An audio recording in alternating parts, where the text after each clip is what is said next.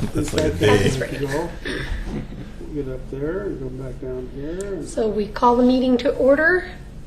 Roll call. Mr. David? Present. Mr. Plumester? Here. Mr. Haas? here. Ms. Smith? Here. Mr. Wright? Mr. Meyer? Here. Mr. Mitchell? Here. Ms. Shasta? Here. Mr. Johnson? Here. Did everyone have an opportunity to read the minutes? And if so, are they approved? I got an edit from Mr. Plumester. He's going to report it. I said that all the bumps in the minutes should be humps. Ah, okay. So I changed it. Okay. Any other changes? Thanks, because I wouldn't have paid attention to that, and there is a difference. Okay, do we have a motion to approve the minutes? Move to approve minutes. A second? I'll second it. Thanks. Those in favor? Aye. Those opposed? Those abstained? I wasn't here at the last meeting. Okay, and we have minutes approved. Do we have any changes to the agenda? Do we need to move anything around?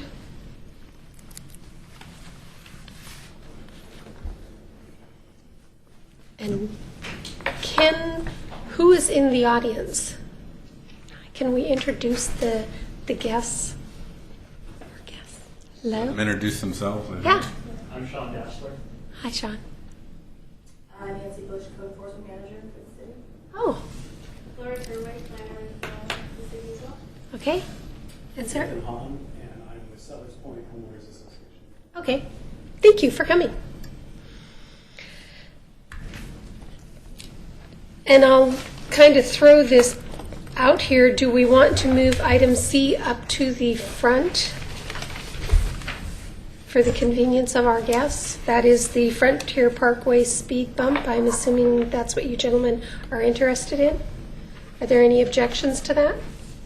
No. Okay, then let's get started with the yeah, I'm learning to speak tomorrow. Speaking wasn't a prerequisite for this job.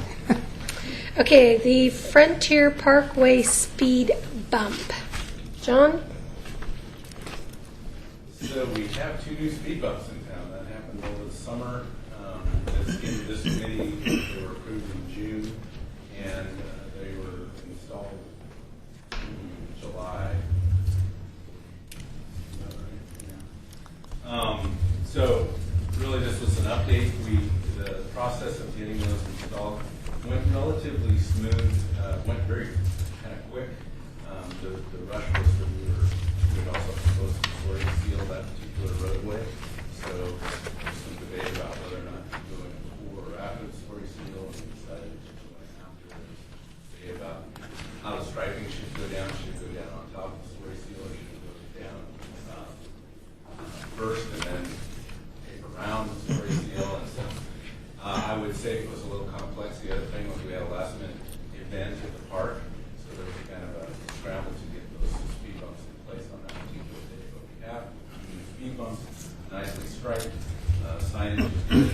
I think we've heard a lot of positive comments about. One other glitch in the installation was we had to borrow a couple of bump signs because the ones we didn't have enough to cover that and our other needs. So we borrowed a couple of bump signs from the county, and they were gone, I think, within that same day. So we didn't have the signage that we needed to install permanently, so we used these temporary signs, and we set them up against the barricades, and they went away very quickly. And so somebody... If I may comment on that, it was filmed on Sunday. The installation was done on Friday. Okay, a couple of days after they were, I knew it was pretty short after installing the bumps themselves. So the neighborhood took some pretty, I thought, progressive action and posted a reward for the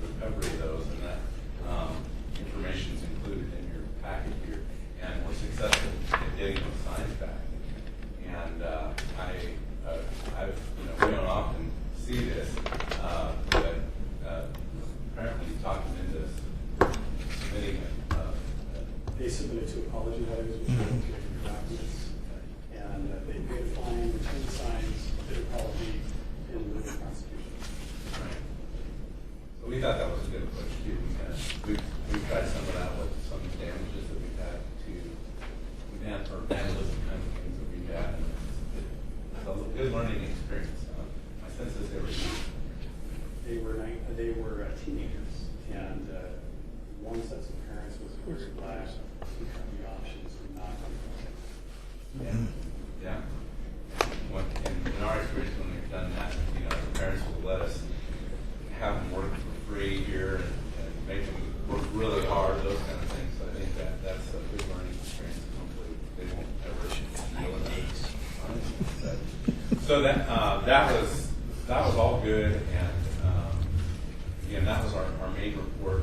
There has been some email correspondence, which is also in the packet, about the standard at which those humps were built, the height at which those humps were built. And I know that's what the two, both of you are here to speak to. So rather than steal that thunder, we have a response as well. But maybe, Sean, if you wouldn't mind stepping up to the microphone and stating your name and I don't believe we need his address. We just need his name and just kind of bring the community experience. Thank you for the opportunity. My name is Sean Dashler, and I live on Silver Fox Parkway, 2 blocks beyond the neighborhood association that paid for these, and I drive through them every day. And to give you a little history about myself, and my general opinion is, well, if they could put those on my street and we had an association pay for them, I'd be all for them. So I don't object to the fact that a speed hump device was installed. My bigger concerns are accountability and process, and that specifications are followed. So after the fact, they seemed a little high. I started just going online, looking through packets, and 2 glaring things came out to me that I think have been overlooked. The first one, in the findings, there's, I think, 8 steps that it has to meet. One of them was noted that it did not meet that. The city engineer agreed to waive that. The second one says the street is not a primary access route for emergency vehicles. This says yes, the city staff has not been advised otherwise. So I did a little digging. I didn't know what that meant either. Primary access. The primary access is considered to be the principal access to a site used by occupants of a development on a daily basis. So my concern was fire services, emergency egress, things like that. There's a park just beyond. On the weekends, there'll be 200 people there. My house, God forbid there's a fire. Every standard, or every place I can find, there's about an average of 6 seconds per speed hump. So that's 12 seconds that they've impeded fire services to my house. So that was the first concern. The second concern was on the very next page. The policy here says that 6 people have to comment on this. Only 2 commented in a yes or no fashion, 1 for, 1 against. So when we're looking at police, fire, planning department, public works, city manager, and operations manager, the Nancy Crashauer said she had no objection, and the fire department said, I doubt the fire district would ever really promote speed humps for obvious reasons. So when I reviewed this, I'm looking at 2 kind of glaring issues that why did we go forward with this? And so then I did some math today based on recent findings that city staff gave me as to the height. They're supposed to be 3 inches. There's anywhere between 3 5/8 and 4 inches is the height. Didn't seem like a big deal, and I thought, well, let me add this up and do the math. On average, it's actually a 25% increase in height. That number is a lot bigger than 3 to 4 inches. And so to me, that meant, well, maybe that's why I'm down at 10 or 15 miles an hour to reasonably go over the speed hump. I can do 20, barely 25, but it just seemed like the goal of this has been overachieved. And in overachieving, that overachievement also affects fire services and other things like that. So then kind of my final comment, since I'm up here, was more related to the future, and I think you see that on your agenda also. I think it's good that the city review the standards. I work in Lake Oswego, and I commute on 2 roads that have 2 different designs over there. And I can go over those bumps at 25 miles an hour with no issue in the same car that is an issue here. It's an older car, 120,000 miles, so I'm sure the suspension is a little worn, but those other ones don't pose a problem.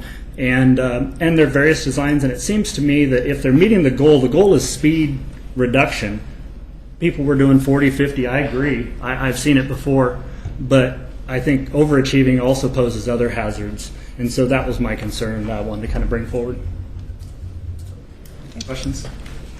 I had a question. One was, were there any kinds of meetings prior to a decision being made where people in the neighborhood had a chance to voice concerns? From my standpoint, I know that the homeowner association meets, and we see the signs as we drive in, but because my home is not in that neighborhood, we didn't participate at all. My first opportunity to participate would have been in the process here when it was presented and approved at the same meeting in June, I believe the meeting was.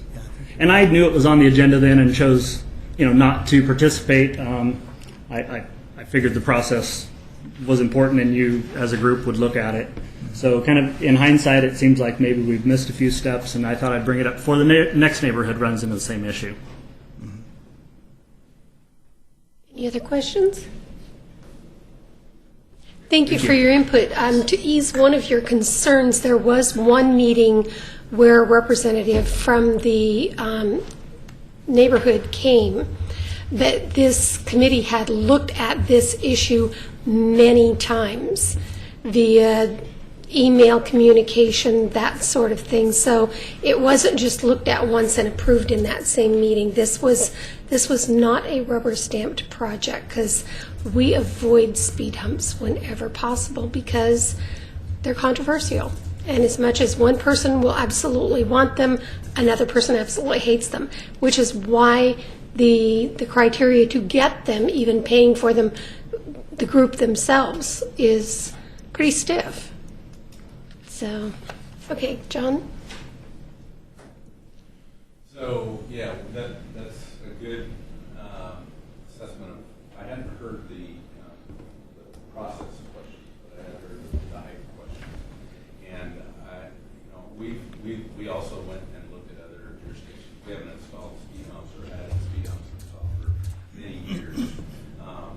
So we measured the ones that were out there. I think we included in the packet some measurements. Again, it seems like we're in that 4-inch range as opposed to a 3-inch range. It started out during construction even larger than that. So we did, we at that time had made the decision to ask the contractor to do some more rolling and shaping of those. But they were, at the time we realized that they were larger than what we would like. They were even larger at the time. So we asked the contractor to compact those further, and we're able to get to the, I think the 4 inches, the worst case scenario crossing. As I said, there was an event that day as well, so we realized we were somewhat out of spec, but we didn't think we were far enough out of spec that it would be something that would be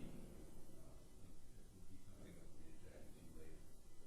We've since gone out and looked at other jurisdictions' speed bumps and recognized there's no consistency across the board on the speed bumps. They all change in design and type. And the other thing that I know from past experience is that without a template to build those to, in other words, a large full-scale template that a contractor needs to construct those, it is a challenge to get to that elevation. And so, my feeling is that after having seen this issue come up, my feeling is in the future we need to build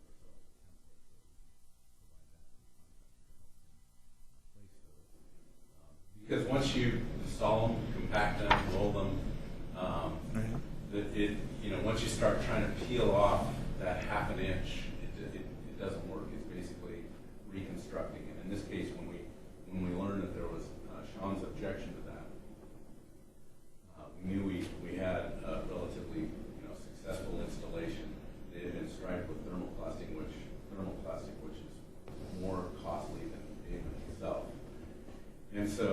go back, we're really kind of recognizing, yes, we're outside of our construction standard. Yes, it was recognized pretty early, but the conditions were such that was a choice that we made, rather than ask the homeowners association or their contractor to we've got what we've got. I think they're functional. I think they're still within a reasonable range of acceptance. So that's kind of our response. They're still, in our opinion, a 25 mile an hour speed bump. John, is there anything in our specs having to do with the angle of the up and down portions and how long that goes? Because I'm wondering if maybe that might be part of the reason why it doesn't accommodate 25 miles an hour, because it's too steep a bump up and down. Yeah. Our detail shows a profile picture of what That that does, looks okay. like. There's, we didn't include a copy of that detail in the specs, but I know it was in the June meeting. So Does this one match up to that? I think we have the same. We have a continuous. This is an elliptical kind of a hump. So I don't know that we checked. We haven't checked for whether or not at 3.5 feet in, whether we're 2.5 inches tall. We check the overall height of the bump. So we would have to go out and actually measure that again to confirm that. So you're right. It may be a little more rough than Yeah. what Because it seems to me like that even might be more of an issue than the height. Yes. If you're doing 4 inches over 6 feet, you're hardly even going to feel it. So I don't know. We have not checked that. We do have a profile for that. I can tell you based on a visual inspection, it looks like the transition from no bump to top of bump seems very typical of what we see. Okay. We haven't measured that. Okay, thanks. I worked on Galewood for several years, and so that's one where you travel 25 miles an hour and you don't have to slow down, and it is very frustrating. At Mount Tabor, where my mother lives, at 76, they installed about 8 of them, and every single one of them you have to slow down to about 10 miles an hour or less to get over it, and it's just frustrating. So I guess I'm wondering, Sean, I mean, are you okay with the way things are, or That's a good question. I mean, I think that I defer to John on that. I proposed the question, I think, in one of the emails. I was asking the question, is it even appropriate to ask somebody to roll it more and see if that compacts it down and brings it to that level? And I've never heard that question answered yet. So my question simply, if you keep rolling it now at this point, does that keep working it down slightly? One of the responses was over time it's going to settle. Well, if over time it's going to settle, I would think steamrolling it will accentuate that. well, even if But I don't know the answer. even if the developer were able, or the contractor were able to add a little bit fore and aft, it might, like you're saying, it might tamp that down. My biggest issue was city specs, and like I said, the 4-inch doesn't seem like a big deal, but percentage-wise, that 25% tells me, wow, that maybe what's exactly making the 10, 15 mile an hour versus 25 appropriate. It seems like a big deal versus not, just based on the two numbers to me. I think based on the scrutiny that we're seeing here, maybe we do need to put some more effort into measuring and seeing what we really have, because 4 inches was the maximum that we saw in terms of difference. There was other measurements that were less than that, so 3 inches. And I think it was measured at the curve as opposed to all the way across, at what levels, and like your point was where the taper was. So we could pursue that. The idea of trying to hit it after it's cured, if you will, is not something that would be successful. So we would possibly damage it, fracture it, as opposed to get it to relieve itself. Now, that's not to say that over time, with wheel traffic and rubber wheel traffic, that we won't see some minor changes to that, but not the kind of changes that we're talking about with regard to half an inch. It's a solid structure, and while asphalt's flexible, it's not flexible when it's cold and cured. So that hitting it with a roller wouldn't do that, and probably would damage, if anything, it would damage the spray seal on top of it or the striping on top of it. So we've got we've got. Question about can we do something better in the future to ensure we hit our specification? Definitely.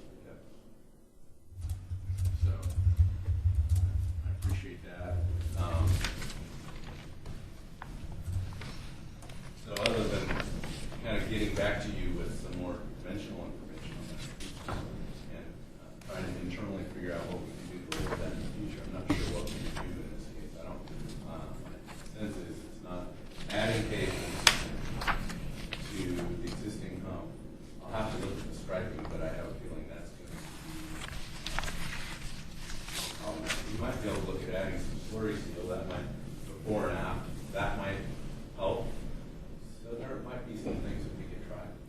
But removal seems like the bad option. Removal and replacement. Okay, do we have any other comments from the audience on this? I wanted to point out that Mr. Hahn sent an email and some drawings, measurements, and they were all at your workstations. And there's a copy. Oh, okay. Yes, sir. Good afternoon. My name is Nathan Hahn, and I'm on the board of Settlers Point Homeowners Association, and we just want to say thank you so much for allowing us to install the speed humps. I can understand the concern voiced by Sean about safety. That was one of the reasons why we wanted to install this. I wanted to address some of the points that were made. One was that in order for the application to proceed, it had to be at the 30th percentile. When a traffic study was done, we were at the 29th percentile, and we had found that there was another neighborhood in the area that also had 29% that was granted access. So based on that, because of the what had happened previous, we were granted an exception with that as well. So we did pursue that. One of the issues with safety that we've had, I can certainly recognize a 6-second delay because when you're talking an ambulance and a heart attack victim, every second counts. And that can be very, very important. One of the reasons why we wanted these installed was during the traffic study, we would have on a daily basis people driving through at 50, 60, and 75 miles an hour. And since we have approximately 14 homes on there, many with children, we were also recognizing that we have a safety issue when it comes to people disrespecting the fact that they were driving through a residential area, especially with small children. And so that was one of the main concerns. Reading Sean's email helped me understand that I didn't really realize what the difference was between a speed hump and a speed bump. And so when I did my research, the email that you have in front of you, I found a nice definition that helped me understand the situation. This has no jurisdiction where we're at, but this was the Maine Department of Transportation. And it talked about, there in the email that you have, the difference between a speed hump and a speed bump. And reading through those and seeing basically the difference helped me understand what was in our neighborhood. Just to read that to you. The speed humps, it says, are typically 3 to 4 inches in height with a travel distance of 12 to 15 feet. And to answer Mike's question earlier, it looks like they're approximately 12 feet or so. So we're about 6 feet off center on either side. A gentle vehicle rocking motion, which results in most vehicles slowing down to 15 miles an hour at each speed hump and 20 to 30 miles per hour between properly spaced humps in a system. And that's exactly what it's doing, at least when I drove my vehicle over it. I did a test, and over 15 miles an hour, doing great. The concern would be, from a neighborhood standpoint, if cars could go 25 miles an hour over the speed hump, that is the lowest that they would go on that street, because we tend to drive as fast as we can. So if we can cruise 25 miles over the speed hump, we're probably going to get to 35, maybe even 40 till we get to the next speed hump and have to slow down to 25. Since the neighborhood speed is 25 miles an hour, we see it as a great addition because cars slow down to 15 to go over it and then cruise up to about 25 or 30 before they slow down to get to the next one. So for what we intended as a neighborhood, we just feel it as working as ideal. And to chat about with what John said, we were shocked when we saw the bill that the thermoplastic was twice the amount of the asphalt. We were just having not been in construction before, I was like, well, they're markers. How much can they be? Oh, twice the amount. That's interesting. So we went through that process. But there was a lot of concentrated effort in what we did that day. And the inspector was out there looking at that, and they were concerned that it was too high. So my recollection of that day when they saw the speed humps with that, they were 3.5 inches and 3 3/8. I'm not sure why, but those numbers stick in my head. I have a head for numbers with that. And so they immediately compacted them and rolled them down that day. And then later, the slurry coat was added. And so my concern was maybe that slurry coat is adding that additional height. The photo that I showed you there says, has the measurement taken into account that the base measurement where the speed humps are being measured, there's no slurry coat there. So does that mean that the measurements was just added to the top numbering measure and not the bottom? I'm not sure. I wasn't there when the inspector went out there, but those were some of my thoughts. But from a neighborhood standpoint, they seem to be doing ideally what they were supposed to do. Traffic slows down to 15, cruises up to about 25, which is the speed limit on that street. And then they slow down for the second one, and then they're out of the neighborhood. So I just want to say thank you. It's been a long, hard process, we know, and we were very, very busy, and we put your inspector to work that day. And then when the speed hump signs were stolen, we know that caused quite a bit of consternation, so we're sorry that those things happened. But we're all done now. Any questions? Any questions? Thank you for coming. Thank you, Mary. Do we have any other comments on this topic? You have a comment, John. It sounds like it's pretty much a done deal. So I'd hate to, with the limited resources we have in the city, sending out staff just to measure it. However, I think having a good standard and developing a standard and having that in place is critical. So since it's a done deal, I don't really know what we could do except an expensive retrofit, which I don't think is going to happen. So sending staff out to measure it just seems a moot point and a waste of city resources. However, I think it's paramount that we get a standard for the city because we are going to, in the future, have speed bumps somewhere, sometime. For me, it was, again, trying to figure out how much effort we needed to put into future inspections and future bumps. So if this bump is truly, or if these bumps are truly 25% out of spec, then more effort in terms of what that template, really needs to be. Are we talking a couple of sheets of plywood kind of outlined, or are we talking something much more, that will ensure much more accuracy? So I'm not talking a lot of time. Okay. I'm thinking a long straight edge and measuring it 3 or 4 places and kind of noting that. And my sense is that the community would appreciate that too. Nancy would. Yeah. So I don't think we'll waste too much effort on that. But I appreciate that. Okay, moving on. Referral from City Commission to review commercial vehicle personal conveyance parking code. Thanks.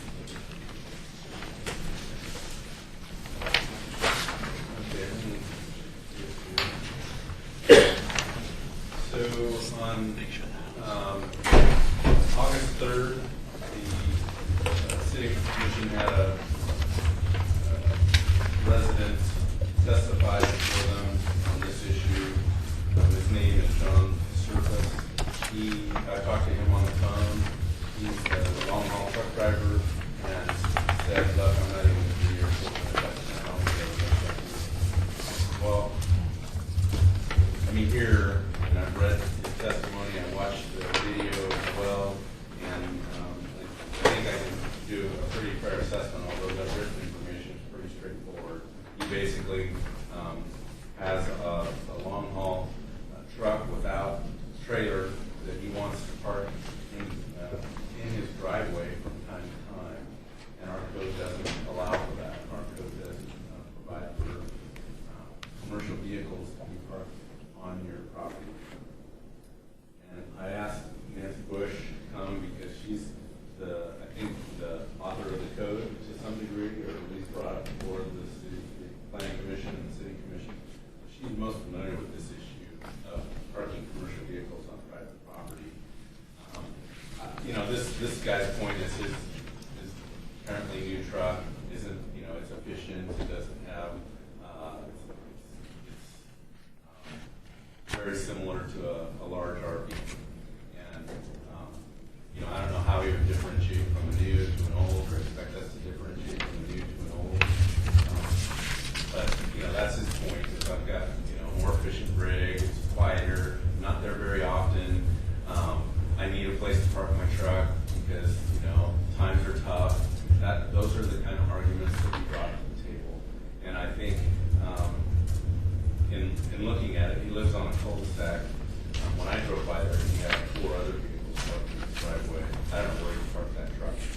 Yeah, anyway. I don't see that. So, and his driveway is 25 feet at the most, even if he didn't have vehicles in there. And his truck without a trailer is bigger. So, he brought this issue to the city commission. I'm not sure, but it was recommended in the video that I saw by the mayor and the city manager that it come to this committee for consideration. So that's why we're here. Nancy, do you want to speak to this a little bit more? Too, kind of help maybe Yeah, with the code? when I reviewed, Nancy Bush again, the code enforcement manager for the city. It's really more of a zoning issue for residential, what we would allow into our residential neighborhoods. I mean, it's really important for everyone to always remember what is it we're really trying to achieve, and do we want all of our residential neighborhoods to be commercial neighborhoods or industrial, considering outside storage isn't allowed even on general commercial without proper screening. I think the issue here in particular with Mr. Surface is that he rented a property that doesn't really meet maybe what his actual needs are for his business or his profession. It does impact the neighborhood. We've received several complaints on it. We've never formally written him up, but we were addressing his property for several other issues. And as a courtesy, we brought that up on each time a complaint had came in. And what the number one complaint is, people don't want to listen to that warming up for the 20 minutes or the 30 minutes or the blowhorn when it's going. When you back up, it has the backup flashing. And from whatever time he's leaving in the morning to whenever he comes in late at night, we understand certainly people want to bring their commercial vehicles home more often, especially with the economy. People want to downsize out of those industrial zones, send all their commercial vehicles home with their employees. However, they do have an impact on our neighbors and our neighborhoods, so that's something to remember in the future if something like this ever comes forward. Right. The more I review the code, and the more I think about that particular issue, it seems fairly straightforward.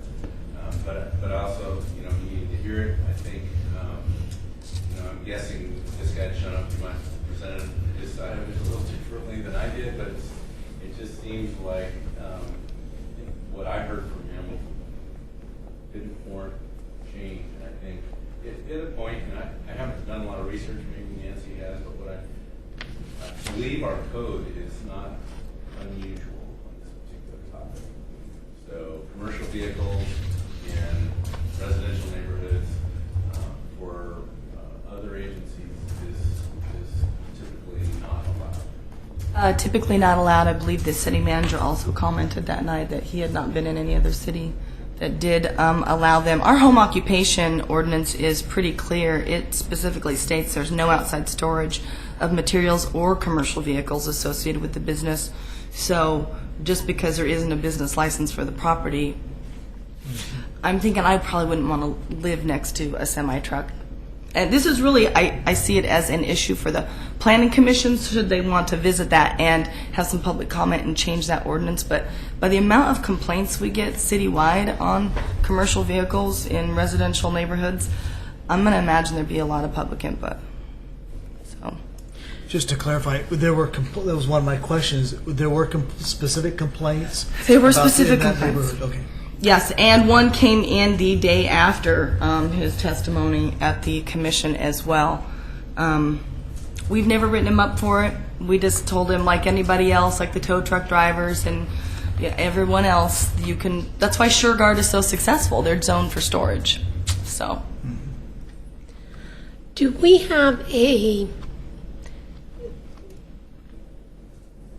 is the definition of commercial vehicle very narrow or very broad?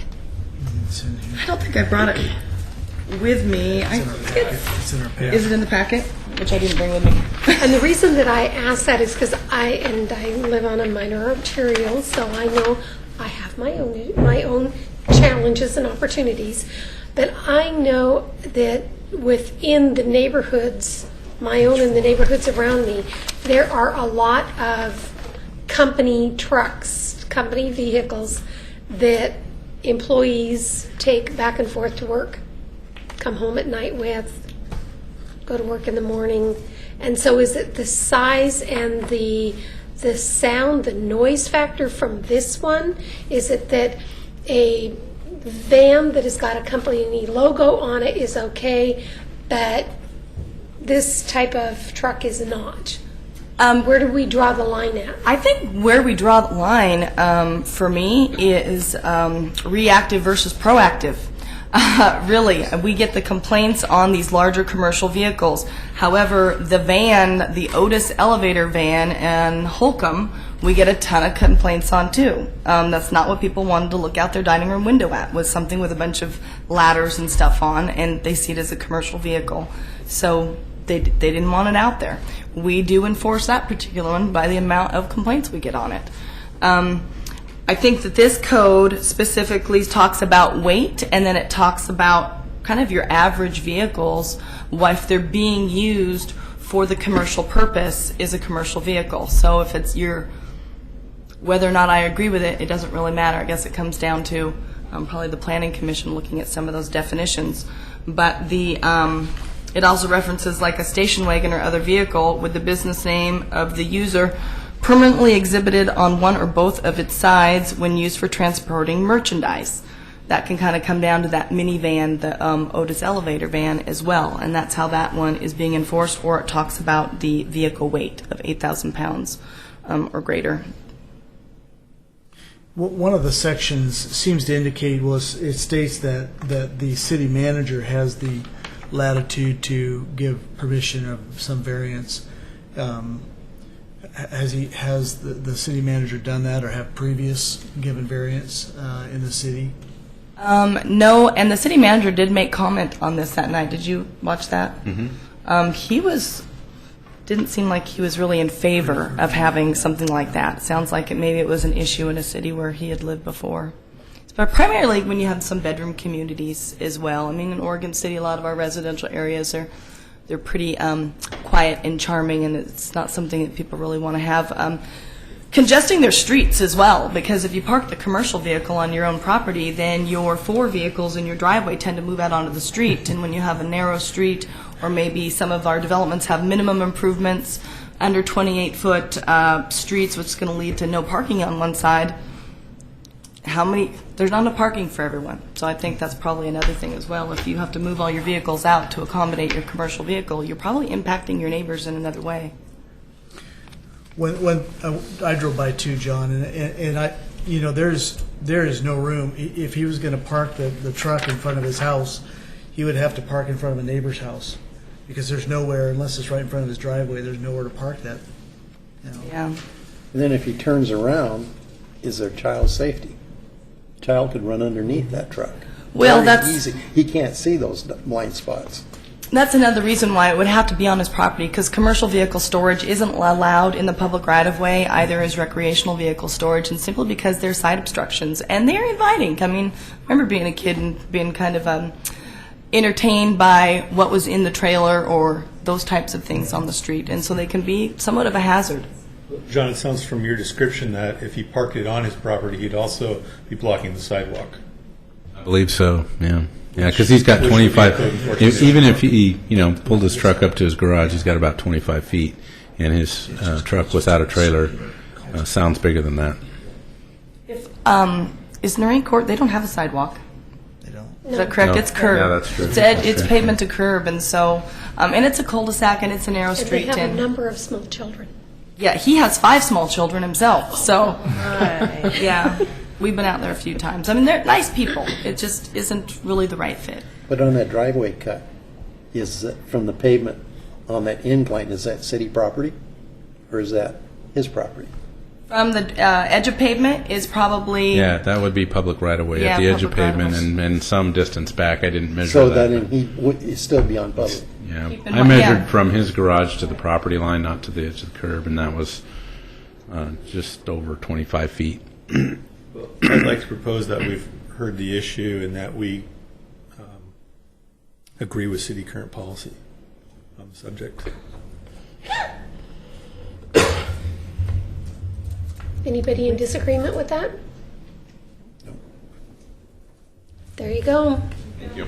I've called the city where I live that a truck would park his reefer truck in the church parking lot.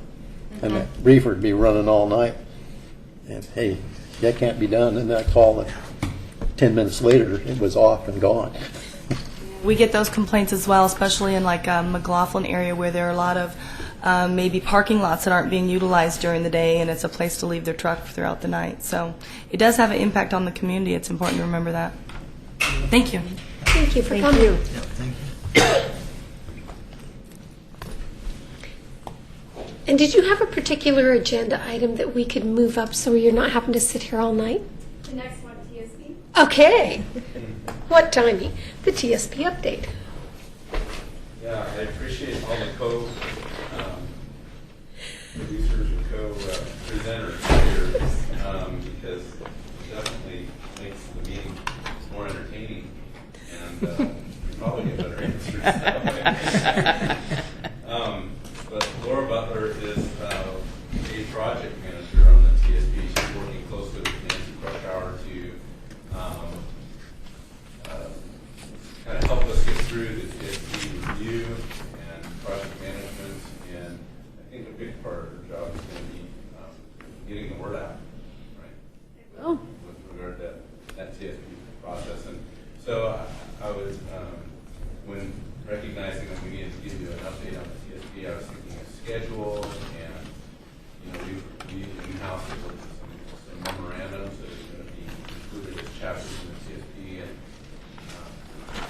so I'm talking to Laura and Kathy, I think they both kind of came to the conclusion that it'd be better to do some kind of a little presentation. So Laura's offered to do that, and I think it's great. And then we can, if there's other questions that she can't answer, then we can, I'm sure, write them down and we'll give you the answers. I might not have the answers. Thank you. All right. Again, my name is Laura Turway, and I'm here just to provide you a brief overview of our TSP and our TSP process. We're at the very beginning stages of this, so you've probably received an email from me last week asking to participate in this project, but I'll go through the timelines. We have a good amount of time. So first, what is a TSP? Essentially, we're looking at how people get around the city. And is there a way for people to get around the city better? Not just using automobiles, but walking, biking, transit, how does freight move around? And looking at if the community is happy with how things are going. Do they see a connection that needs to be made that's not made? And the TSP provides us with those list of projects, and then we can prioritize those projects, look for funding to see if there's funding for those projects, and then identify improvements for the future. In this process, we're looking for a 20-year time period. So why are we updating it now? We first created the TSP in 2001. We did not have a TSP before 2001, and we've changed a little bit since then.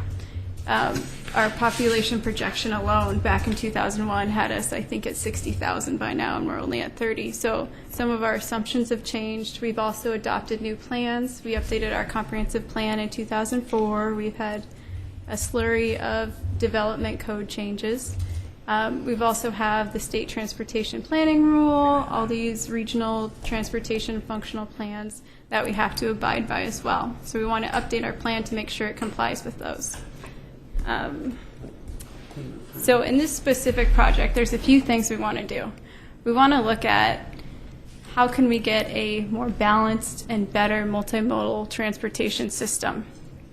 And with that, are there ways where we can reduce VMT?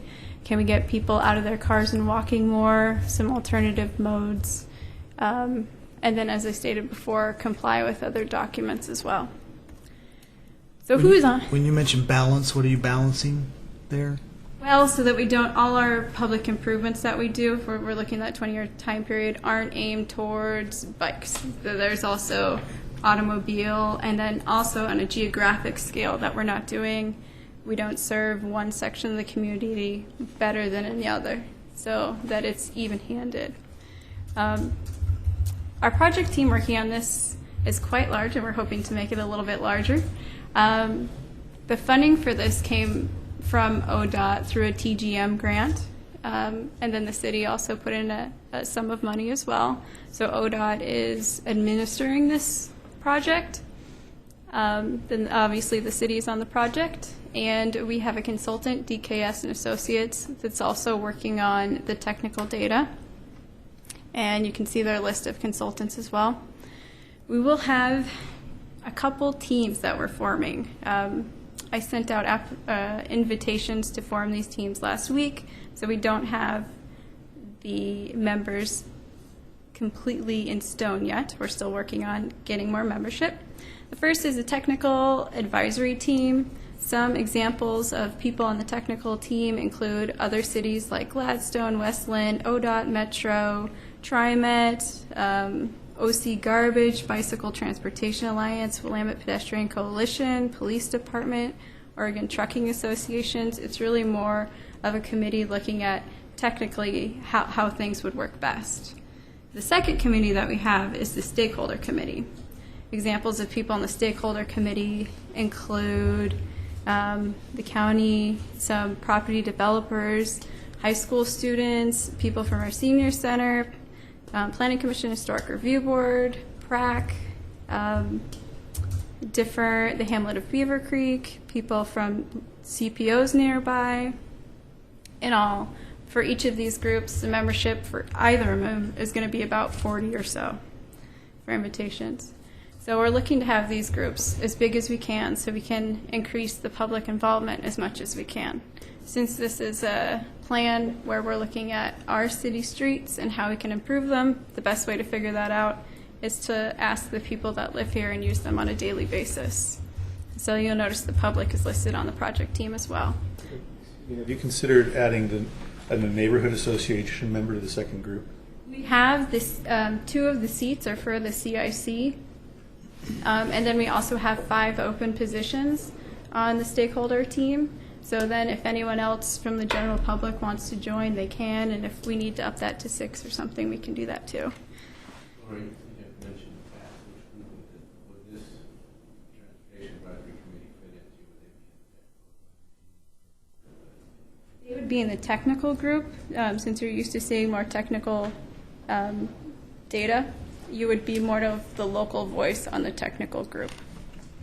But if you want to join the other group, you can as well. For attracting businesses to Oregon City, transportation is huge. Where does that group, the business community, fit in? We have some property developers. We've invited Dan Fowler, Craig Danielson, Providence, Willamette Falls, and anybody else that's willing to join as well. So any other suggestions we're willing to take and extend the invite to. So Might be good to try and pull Chamber into that. I don't know if they have already been invited, the Chamber of Commerce. they are. Okay. Amber was sent an invitation. Perfect. So. You're probably wondering what this process means. This is our current TSP, which is a big binder full of a lot of documents. So how do we work through this process? Our plan is to break it up into 12 segments, so we have a manageable piece at a time. So you can see the 12 segments listed on the screen. Each of those segments will be in the form of a technical memorandum.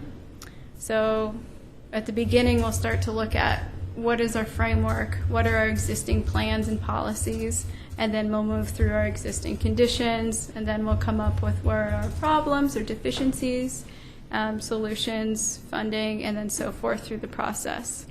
So each of these technical memos will get vetted through all of these groups. You're the first one to get these memos. So we create a technical memo through the city, ODOT, and our consultant, and then the first person it goes to is TAC. And then you would look at the memo, we'll give you a timeline to review it. You can talk about it at your meetings, and then give us some comments. They could be as detailed or general as you like. We'll take those comments integrate the applicable comments into a revised document, then send that revised document to the technical advisory team. Then take their comments, insert the applicable comments there, and then take it to our stakeholder advisory team. At the end, we'll take all these revised technical memos, integrate them into a TSP, and then go through a legislative process for adoption of the TSP. The legislative process includes review by the Planning Commission and adoption by the City Commission. We'd also notice every person that owns property in Oregon City. In the past, we've done people that own property and renters as well. So you'll get them one technical memo at a time. So right now, since we're at the beginning of this process, we're starting to write technical memos, and we don't have a version that is ready for you to see yet. When we get that version, you'll get more detailed instructions on how to review it and things like that. They're going to go on our city website, which is octransportationplan.org. I'm not sure if it's going to go on the city website before you get it or after you get it, but it will definitely be on the website after you receive it. So when TAT is reviewing them, you'll see them. You'll obviously be on TAT as well. But then when the SAT is reviewing them, you'll also see what changes were made along the process, and you can insert comments. You don't have to be on any group to insert comments. You could send it to us along the way. The website's going to be a great tool. We have discussion forums, questions of the month, and coming soon, we will have an interactive map. I don't know if you've seen City of Tualatin's TSP website, but it has a phenomenal feature that is basically a Google map where you can put in a pinpoint and you could say, at this intersection, here's the problem. Or see these two sidewalks, why don't they connect? Should they connect? Or designations of streets or something like that. So it's a really good way to give the public a really locational, specific way to submit comments. And then if they have a comment that's not related to a specific location, then they can just email it to us or put it in a discussion blog that'll be on the website as well. So what is our timeline if we just started this thing? It's going to be a long timeline. Since we have so much information to go through and so many different groups to go through as well. We are, right now, the scheduled completion is at the end of March 2013.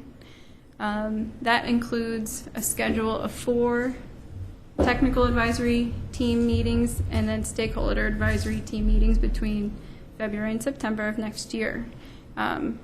We do reserve the opportunity to have additional meetings if it's necessary. We have everything scheduled, but if we need additional discussion on a particular item, that may occur. Since public involvement is very important to us, already scheduled in, we have 3 community meetings, but we'll have much more public involvement beyond that as well that we're working on. Other than that, please go to octransportationplan.org, submit your comments. And again, since we're at the beginning of the process, I'll keep you in the loop regarding upcoming tech memos and your role in all of this as well. Are there any questions I can answer? No, it's good. Did you didn't mention the logo? We came up with the logo, and I think Kathy should say something about the logo, because you had quite a bit of work.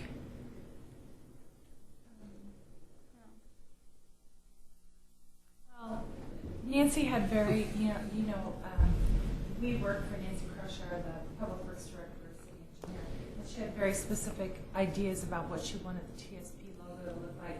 And she wanted to brand the project like, a lot of people are doing nowadays. And so she very specifically wanted our city logo surrounded by 4 forms of transportation, the icons. And so we did one of those website submittals where the website 99 designs, and you tell them what you want, and they have and you agree to pay so much money, and they have graphic artists, various graphic artists submit contributions, and then you get a vote on which one you want, and that's the one we came up with. So it was a very interesting and worthwhile process. I did have one question. Is that also going to include like the Green Line, that issue of coming down from the town center and all that kind of stuff? It will incorporate that, and I mean, Metro is really their documentation on long-range planning is pulled into this deeply, and same with the modeling that happens for this. You know, there's a whole transportation model that kind of says based on certain population projections that Metro has put together. You know, they work all that into this process, so it really is complex. How much of that this group will need to kind of dial into, I'm not so sure. I think we'll look to the consultants for expertise there, but so yeah, that'll all be in there. The other thing I wanted to mention was this group talked about our involvement. And my recollection was pretty much everybody on the committee, at least at the time, wanted information, right? They wanted to see these memos. They wanted to be able to review these memos. But I also seem to recall not everybody was, or we didn't necessarily agree that everybody needed to be on a TAC. For instance, we could gather our thoughts together and have send a couple of key members. And I think, is that how the design of the TAC would work? I mean, obviously, you got to keep these groups manageable size, so if you have this many just from the TAC, from our It's up to the TAT to see how many members you want to put on the TAT. It's up to the TAC to see how many members you want to place on the TAT. Everyone's invited. If you decide that you only want to have representatives, you can do that. It's up to you. We are doing a lot of the work outside the meeting, so we'll be emailing people documents to comment on, and they can email things back. So meetings, meeting size is okay, but we want to be as inclusive as possible, so we're going a little bit bigger there. And actually, John, at least, and please correct me if I misspeak, but my memory on that was that we discussed the importance of the TSP and that we would have success at the end of it. And we asked the group, did they want to send representatives or did they want to be involved? I was not on the TAC at the time in 2001 when the first transportation plan was done. I was when we did an update to it a few years later. And those updates were done in meetings outside of this one where we all just showed up and hammered it out. It was not done through memos and emails and communication going back and forth. And actually, all of the people that were at the meeting that was discussed felt that the TSP was important enough that they wanted to be part of the committee, part of the group. So they did not say they wanted to send a representative. So that was my memory of what had happened that night. And I agree with that, Mary. Got a quick question. Is this an update or are we revamping the whole TSP? Or a combination thereof? Combination thereof. We're taking each chapter and looking at everything again from ground zero. So it's not just word tweaking, it's more analysis. So are we going to be looking at the goals, objectives, and policies for each mode and redoing those or keeping the ones that fit? In that sense, we're starting from ground zero. Okay, that's good. Mm-hmm. This was something we were actually supposed to do 4 years ago. And we've constantly put it off because of other plans that had to be done first that weren't completed. So it's finally our turn. Mm-hmm. Okay. That was awesome, Laura. I totally appreciate that because I don't think we might have asked you to come early in the week. I don't even think, yeah, you must put this together today because that was, I know you weren't sure. So thank coming. Thank you. Thank you. Is the current plan on this website? Or There's on a the link city to it. website? There is, It's on the city website, and then there's a link to it on octransportationplan.org. You want the shutdown? And the address is on your agenda. No, not shut down, I don't think. It's okay. I will turn it off here.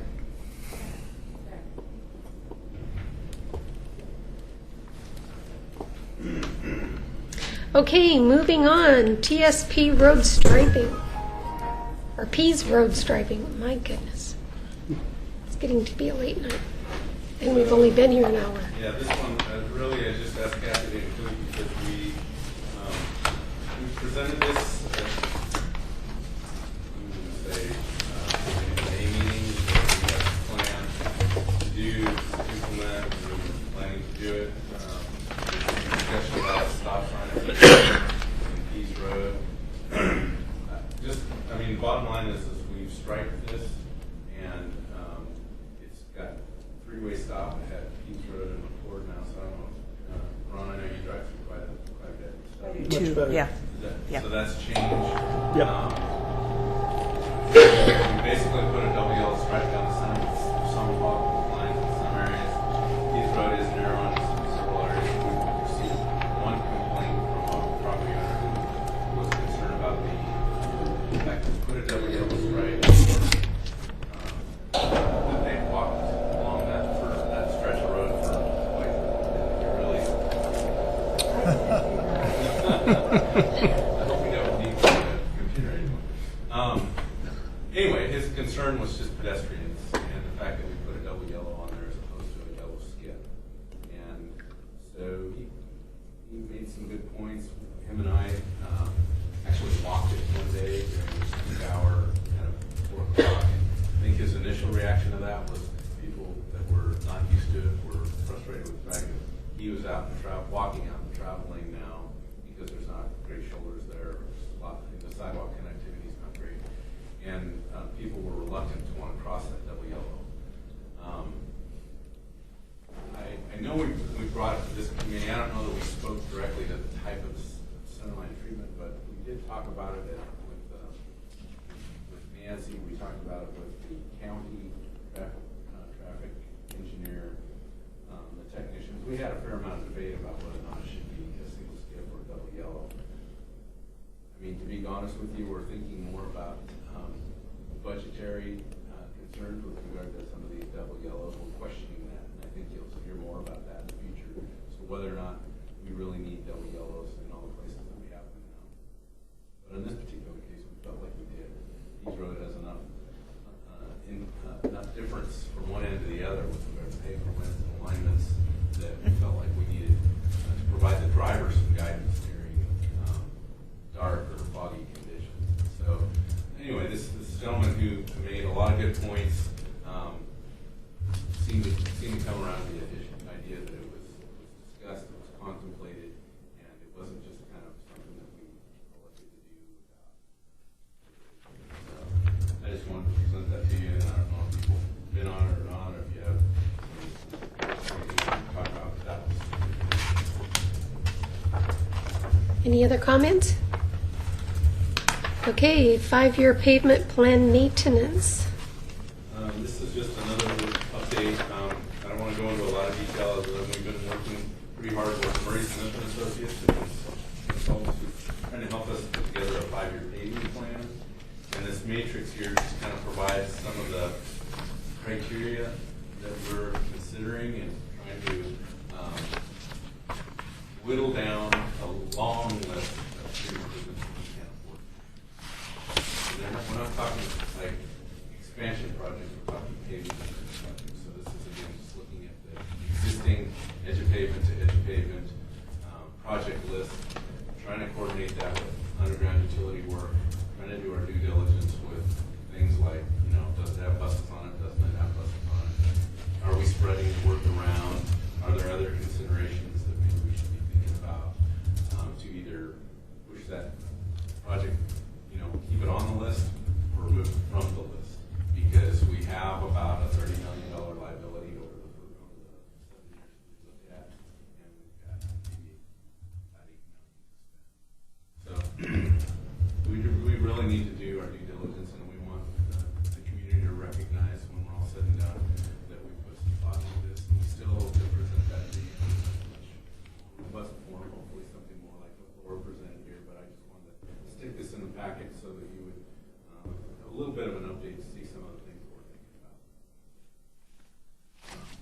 there a thought, obviously there's not enough funding to do the required maintenance on our road system. So is there a thought of letting some some less viable roads go and not maintain them and put that money into roads that we can salvage and maintain for a much more indefinite period of time, and having a list that we can actually see and discuss? I mean, having a list of those roads. Yeah. And having a list of roads that we're going to maintain, because we can't maintain all of our infrastructure that we have here, and some of the roads are just going to have to alligator up and deteriorate to a point where eventually they'll need to be rebuilt, but there's not enough money to maintain everything. And there's obviously a priority of roads that are critical that we need to maintain, and we can't let them deteriorate to that point. You know, we can't let them get below 60%, or we're going to be in a lot of trouble, because those are the roads that we need, and obviously something's got to give. Something is going to break. So there's going to be some roads that we're not going to get to. It's a good point. By default, it feels very much like we're headed that way. We haven't talked about creating a list of those streets. What we've those that aren't are either going to be done in-house or we're not going to get to them. So the idea of producing a list of some of those streets, obviously those that make the most sense for that are those lightly traveled, dead-end streets. And so that wouldn't, that's probably a list that we could come up with without too much trouble. But we haven't talked about that. It'd be a list of what streets we're going to do, what condition the pavement is, because those are some of the concepts we use for prioritizing.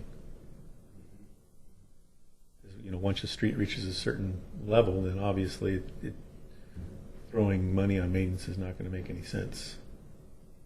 But there are some streets that we might be able to bring back up and prioritizing those. And I think having the road system identified would be good for this group. Obviously, I don't think we need to know everything on every street. I think that's kind of your job. But it'd be nice to kind of be able to glance at it without, if it's not a huge project to do something like that. Well, it's our full intent to provide the backup for those projects that we're going to do. This is the first time I've heard that thought, and I think it's a good one.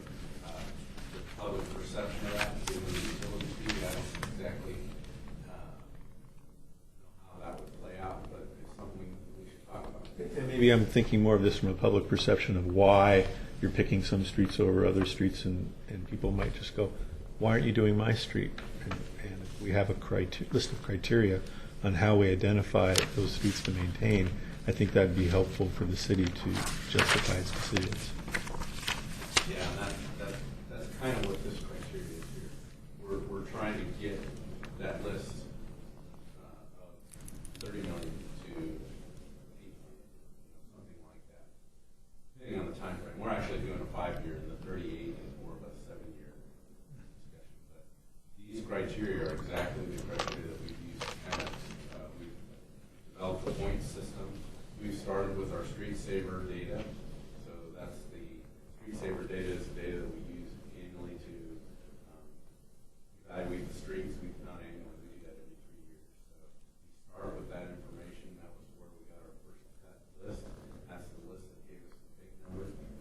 And then we've included with that some scenario information, and it's produced another list. And from that, we're really trying to narrow the gap to get our list to align with the dollars that we have to spend.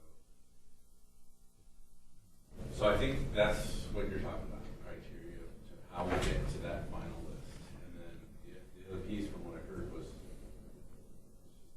maybe acknowledging that there are certain streets that we just don't. And, you know, that might be helpful for somebody who's moving into the area, and they can look at this list and say, oh, my road's never going to be upgraded. Somebody purchasing property, I know they look at TSPs. That's the kind of information that a new citizen of the community wants to know.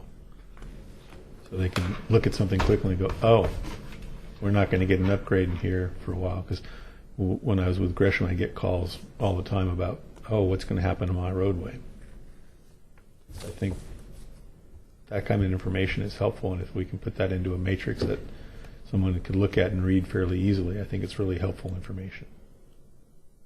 Okay. Think about it.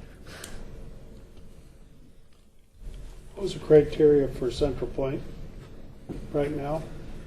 Say that again. Central Point Road, digging it up, and is that ours? Central Point is ours. Yeah, What was the criteria? It didn't look that bad. Well, that one was on the list of projects that we were going to do when we made the first analysis. And if you remember, when it comes to pavement maintenance, we don't always let these roads run to full failure. Mm-hmm. So Central Point was one of those roads where our initial plan was to do a thin mill and overlay. And for the most part, that's what we've done, with the exception of when we were scoping that project out a little further. There were some areas that we decided that structurally failed, so we went ahead and tested it out. We're also on that one only doing the travel lanes, and we're just doing that first stretch. But a few other recommendations for other parts of it. Mm-hmm. Yeah. If you looked at Central Point, it was, it had a thin overlay on it. That's what we're milling out right now, is that thin overlay. And it had failed. We were seeing failure, potholing. The outgoing lane? Joints. Incoming is concrete. Some of the incoming further out beyond where we're at is concrete, you're right.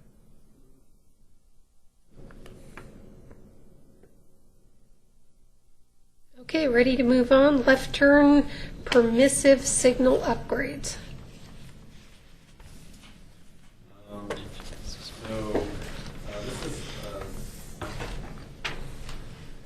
This is an email chain that you have, and I've since got another update that I can copy of. The city is working with, the county does our signal maintenance for us, so any signal timing issues, we rely on the county. Unless, they don't build new signals, but they often do plan reviews on those new signals and do the inspection of those new signals. And once we take them over, they maintain those new signals with our approval. It's not like they just run out and do. But for the most part, we have a pretty flexible relationship with the county. So in doing that, we've been talking with the county about adding more of the flashing left turn permissive signal heads, like what we put on 99E, 10th Street, 12th, and 14th. So you all know what that left turn permissive signal is we're talking about. So we're looking at doing 5 other intersections and having the county do those intersections.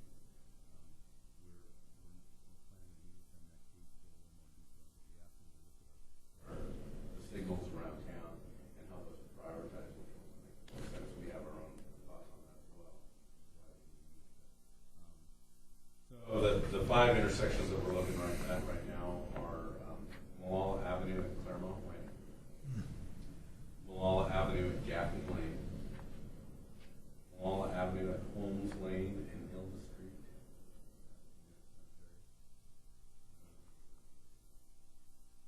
Warner Millie Road at Beaver Creek Road, and Warner Millie Road at Leland Road.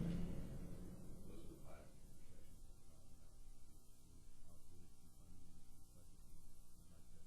Spend at least up to that amount. If we can get all 5, I'm not sure. But that's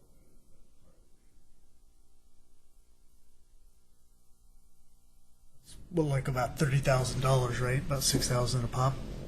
Yeah.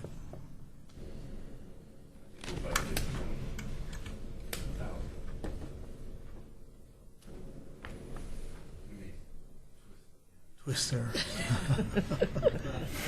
Squeeze. Amtrak funding media campaign. You can see from the packet that basically Amtrak did a press release, and of course they sent it to the mayors of all the communities, and he then sent it to the commission and said, we need to draft a response And so in Nancy's absence, the city manager, myself, and myself worked with Clackamas County, and we drafted a letter. And, basically, this, if you read the news release, they're talking about eliminating state-supported Amtrak service. And because we have an Amtrak depot, it could potentially affect us. So anyway, here's the draft response. And it's gone through the Clackamas County Board of Commissioners today. They approved it, and it's going to our city commission tomorrow. And assuming they approve it, we'll get it signed and mailed off to the representatives, congressmen and senators. Okay. For your information. Thanks. And then we have a flexible funds application support letter. Did everybody read this letter? This is a letter we are sending to ODOT. Further down in the packet, we're giving you construction project updates, and one of them is Main Street, finishing Main Street 10th to 15th Street. And so this is going to be an application to try and get funding to continue doing improvements to Main Street. And basically, I took last year's letter in which you supported the phase we're doing now, and we don't even have, we have a really rough draft of the application right now, but it's due October 10th. So we were actually on the ball and we got this letter to you, and we're hoping it'll suit our purposes. So have you looked at the letter? If you're saying yes, I'm signing it and giving it back to Kathy tonight. Those in favor? Yes. Yes. Those opposed? Okay.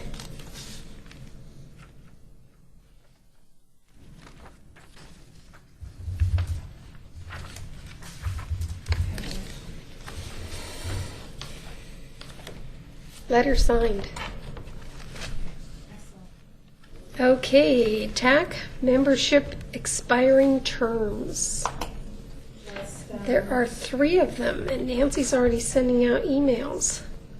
Yeah, did you see the applications are due in October? Deadline to apply. In this case, it would be reapply unless any of the 3 choose not to reapply, then it would be new applications. But we have Terry Wright, I think Mary Smith, you're one, aren't you? Yep. And I don't remember who. Blaine. Blaine, did you really? No, Blaine was finishing up the Bill. last of Betty Mum's term.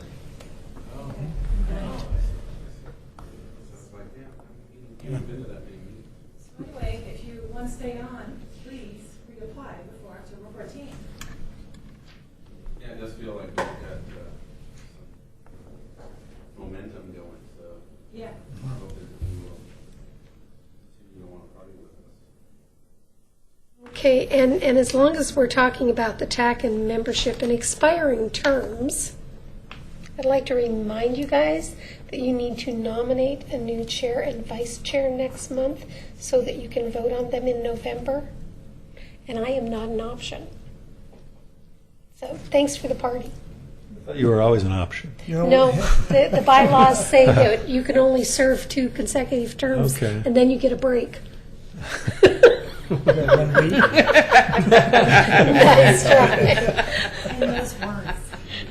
I seem to remember doing those bylaws. That's because Betty and I did them. Yes. Yeah. So we'd be real clear on what those rules are. I remember that. Yeah, yeah. Mary, not having staff meeting like this before, when the group nominates, I mean, are those conversations that happen before the next meeting, and there's some agreement there, or consensus, or? You know, if they want to have sidebars, that's entirely up to them. Generally, what happens is we just announce we're taking nominations, and someone ponies someone up. And you get that shell-shocked look on their face going, Okay, yeah, I can do that, but I can't do it again. So I'm real clear on that. She says with a smile on her Yeah, face. she does. It's been a fun 2 years, but it's time for someone else to have the fun. So keep that in mind for who you want to be the chair and the vice chair next year. Is there a pay raise involved in your position? Yeah, it's 100% of what you're getting now. You get free parking. Free parking. As long as it's not commercial. Yeah, it's not. And no speed humps. Okay, construction projects.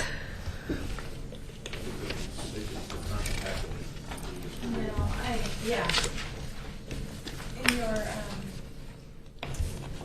at your space there, I have kind of a update. I actually got updates from everybody and included it, and I think that might prove helpful. Yes, thank you. But if you wanted John to go over any of it, he's willingly agreed to do so. I'm always up for that, but I would say this, that I think Kathy's done her homework and probably talked to more of the project managers. But it seemed pretty, I read it. I guess I'll just open it up for questions.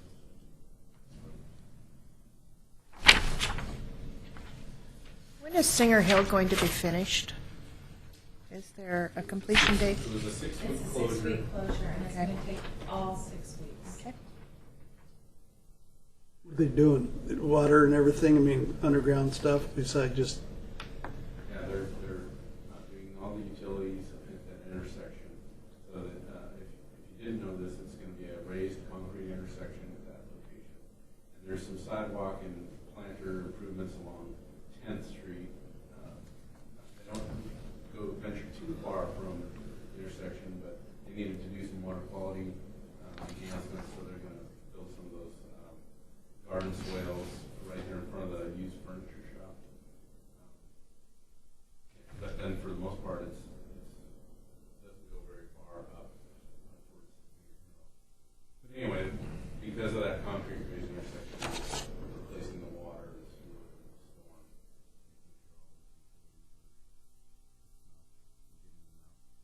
Outside of that concrete intersection. So yeah, a lot of utility work. It's also complicated just because of that intersection. Trying to do it while keeping traffic. Main Street traffic and of course. yeah, right. But you know, you don't have any problem with people stopping you coming down or going up the hill though now, because you can't travel that way. They're pouring the concrete in 3 pours, and I think it has to cure for a week between, for each pour. So that's part of the longevity. The skateboarders are enjoying the hill.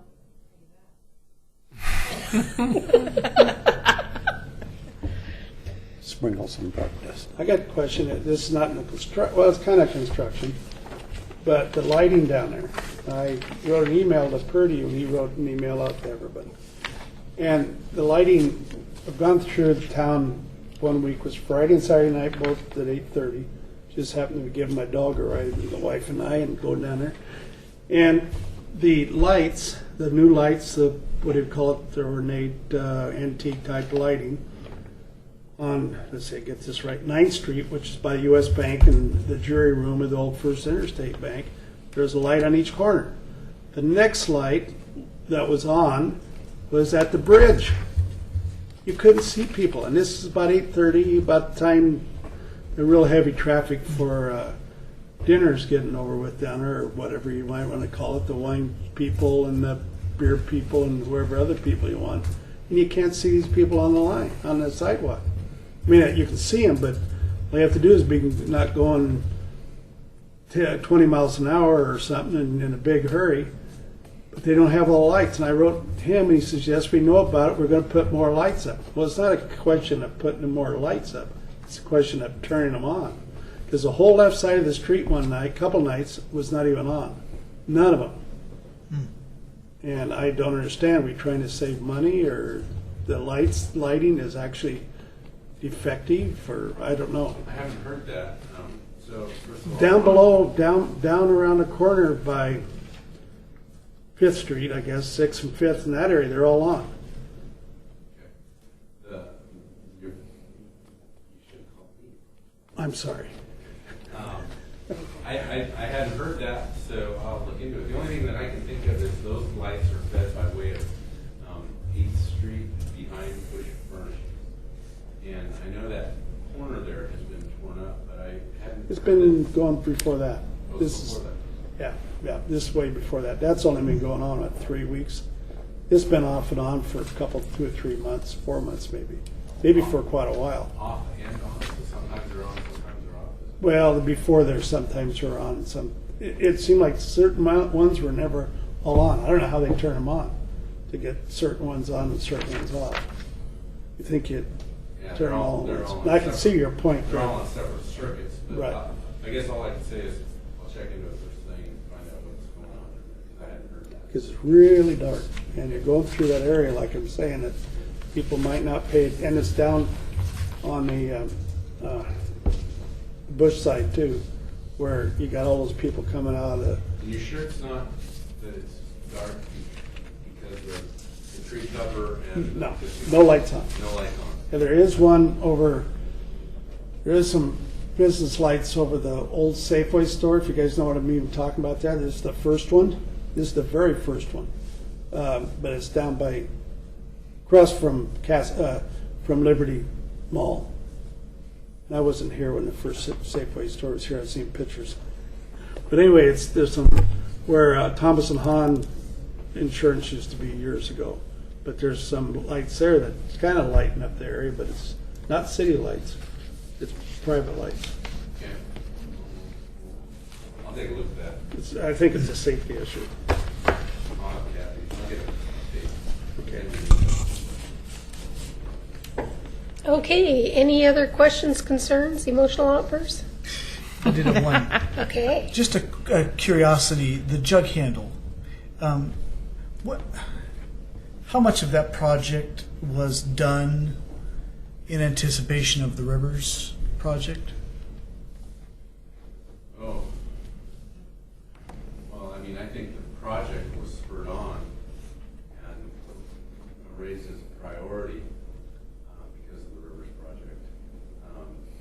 But it was, how much of the capacity improvements were a result of the Rivers project? Is that the question, or is it just, is the project being done now? Were they connected as projects? I mean, if the Rivers had never been mentioned, it was just going to remain the Rossman landfill. Would the jug handle ever really gone forward? Yes.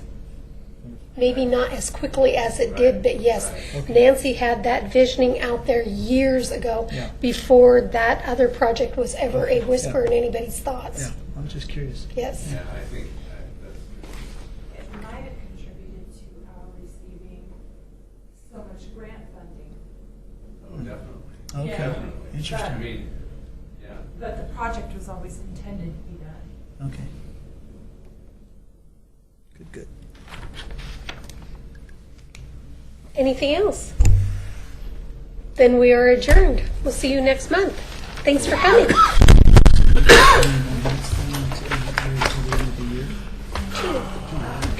Two more meetings. Yes.